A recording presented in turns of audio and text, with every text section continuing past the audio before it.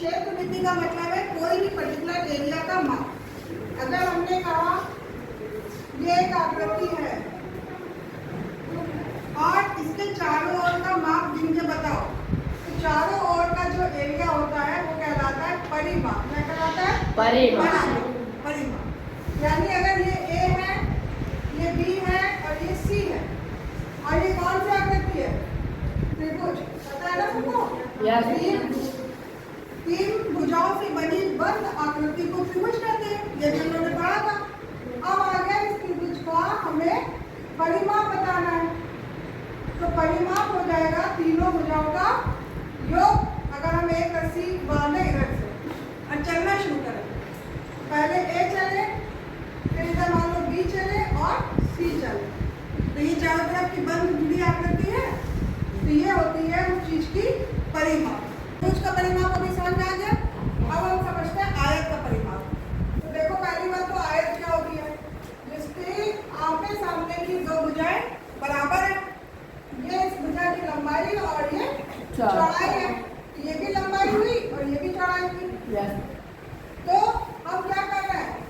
L को लंबाई को जोड़ रहे हैं वृत्त से, इधर से चलना शुरू करा, लंबाई को जोड़ा चौड़ाई से, फिर चौड़ाई को जोड़ा लंबाई से और फिर इस लंबाई को जोड़ा चौड़ाई से।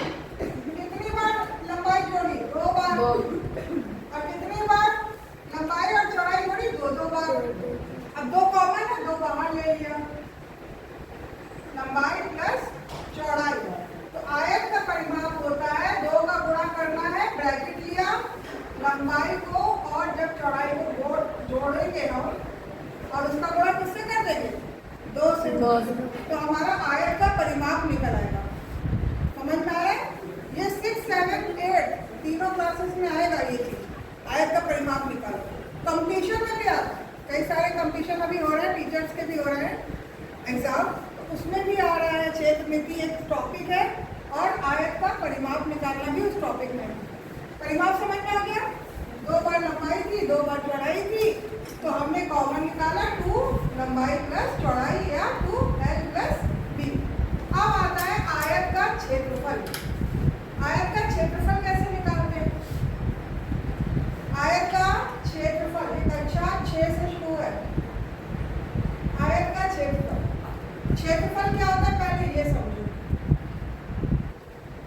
हमने कोई भी आयत यहाँ रखा, अब हमने ये जैसे क्या है हमारा डस्टर है ना, ये इधर देखते तो एक आयत था, लेकिन ये सॉलिड स्ट्रक्चर है, 3D अभी बाद में इसकी बात करेंगे।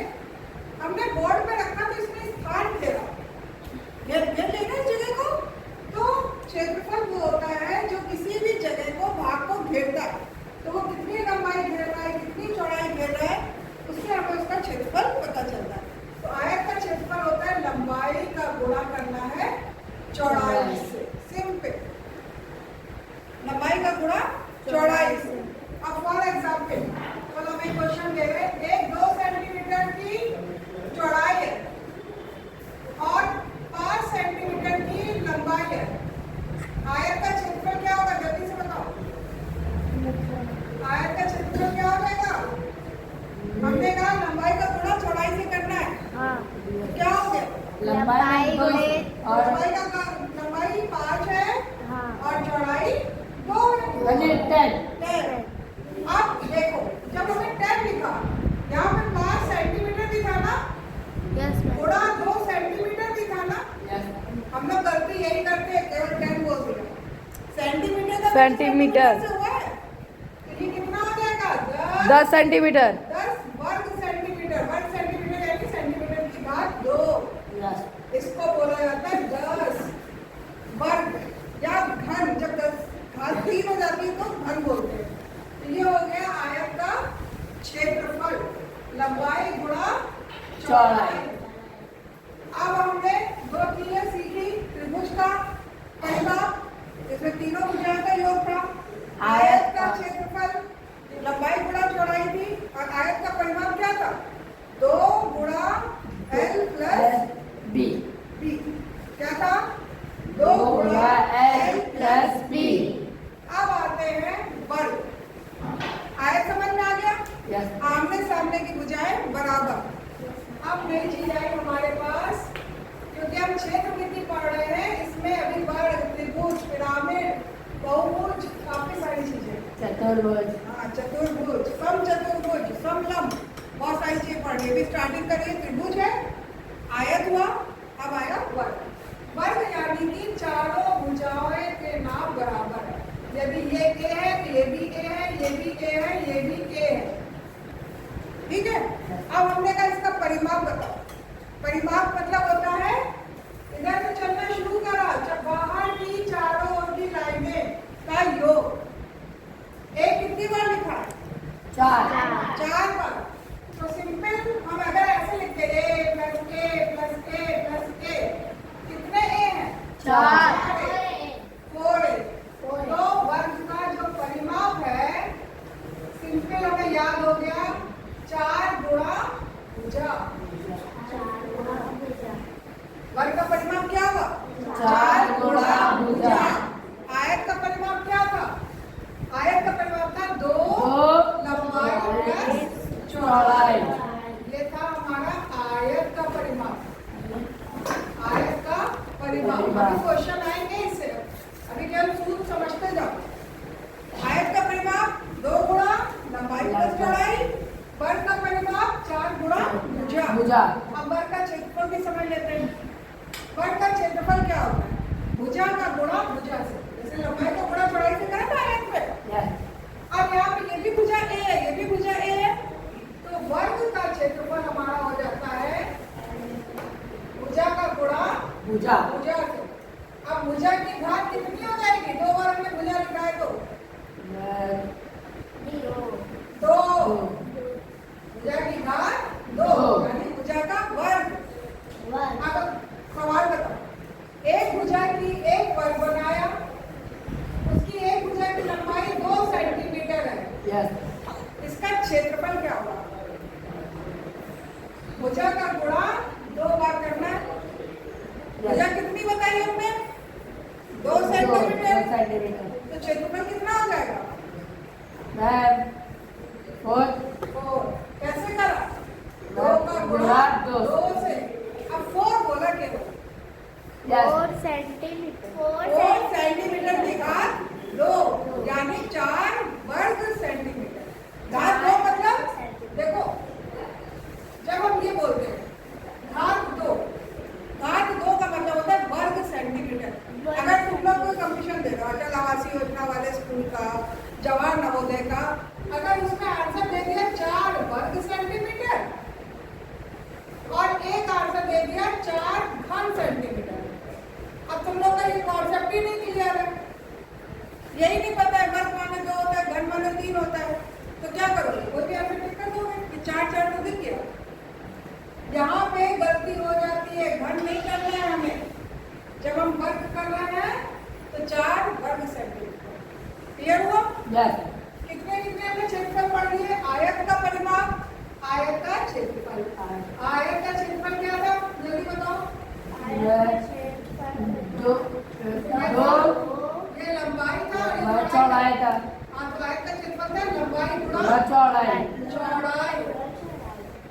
आयत का क्षेत्रफल था लंबाई गुणा चौड़ाई। वर्ग का क्षेत्रफल था भुजा गुणा भुजा। आयत का परिमाप था 2 गुणे 2, ब्रैकेट में L प्लस B। लंबाई में चौड़ाई को जोड़ देना। और वर्ग का परिमाप था चारों को गुणा करना है भुजा। यहाँ तक क्लियर हो गया ना? 3 चीजें क्लियर हो गई। अब आते हैं कुछ क्वेश्चन करते हैं आयत पे, ठीक है? क्षेत्रफल समझ में आ गया था, लंबाई गुणा चौड़ाई। परिमाप भी समझ में आ गया था कि लंबाई और चौड़ाई को जोड़ देंगे और जो आंसर आएगा उसका गुणा किससे कर देंगे? 2 से। अब हमें कुछ क्वेश्चन मिले किताब से। ये क्लास 7 की एक्सरसाइज है ज्यामिति में, जब हम बोलते हैं क्षेत्रमिति, तो पहला एक्सरसाइज है ये। इन्होंने क्या बताया? क्षेत्रफल दे दिया 20, लंबाई दे दी 5, चौड़ाई कितनी होगी? 5 का पहाड़ा हमें पता है ना, सूत्र क्या है? का क्षेत्रफल लंबाई गुणा चौड़ाई। इन्होंने कह दिया कि क्षेत्रफल तो जी 20 है, लंबाई तो 5 है, चौड़ाई बताओ। तो यानी कि 5 का गुणा किसी ऐसे नंबर से करा होगा जो 20 आया होगा। Yes. किससे? 4. 4 से। Very good. तो इसका आंसर हो गया 4. 4 सेंटीमीटर। अब एक और क्वेश्चन इन्होंने पूछ लिया कि परिमाप बताओ। परिमाप क्या था? मैं क्या लंबाई और बताऊं? चौड़ाई को जोड़ देना था Yes, yes. और उसका गुणा 2 से करना था। Yes, अब yes. ये लंबाई 5 है और ये चौड़ाई 2 4 में है। 18. 18। लेकिन 5 और 4 को जोड़ा क्या आया? 9. 9। और 9 का गुणा किससे करना था? 2 2 से. से। ये परिमाप हो गई हमारी 18 18 सेंटीमीटर. अब इधर देखो, इधर दिया लिखा है क्षेत्रफल है 24 मीटर स्क्वायर। क्वेश्चन नंबर 2, क्षेत्रफल दिया है 24। अब हमारी लड़कियां बताइए, ठीक है? अब तुम लोग ही बोलोगे। Yes.